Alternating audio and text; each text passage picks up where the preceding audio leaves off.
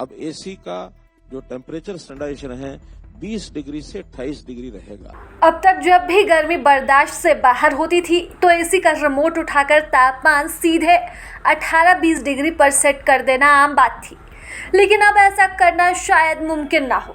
भारत सरकार जल्द ही air conditioners के लिए एक तय तापमान सीमा लागू करने जा रही है, यानी कि अब एसी को मनमर्जी से ज़्यादा ठंडा या गर्म नहीं किया जा सकेगा। केंद्रीय आवास और शहरी मामलों के मंत्री मनोहर लाल खट्टर ने हाल ही में ऐलान किया है कि भारत में एसी के लिए न्यूनतम और अधिकतम तापमान तय किया जाएगा। नए नियम के तहत एयर कंडीशनर को 20 डिग्री सेल्सियस से कम ठंडा और 28 डिग्री से ज़्यादा गर्म नहीं किया जा सकेगा। सरकार का मानना है कि इससे न सिर्फ बिजली की बचत होगी बल्कि पर्यावरण को भी बड़ा फायदा होगा। एसी यूजर्स के लिए यह बड़ा झटका ज़रूर हो सकता है, क्योंकि अब वो सुपर कूल मोड या फिर बहुत ठंडी हवा देने वाले बटन का इस्तेमाल नहीं कर पाएंगे। 20 डिग्री से नीचे वाले ऑप्शन हटाए जा सकते हैं, यानी कि अब एसी का रिमोट थोड़ा सिंपल हो जाएगा।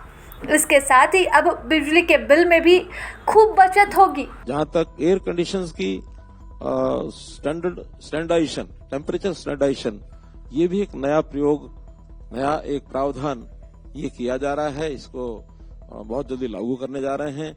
अब एसी का जो टेम्परेचर स्टैंडर्डाइजेशन है 20 डिग्री से 28 डिग्री रहेगा, यानी 20 डिग्री से नीचे हम उसकी कूलिंग नहीं कर सकेंगे और 28 डिग्री से ऊपर वार्मिंग नहीं कर सकेंगे। इस प्रकार का एक पहली बार इस प्रयोग को किया जा रहा है।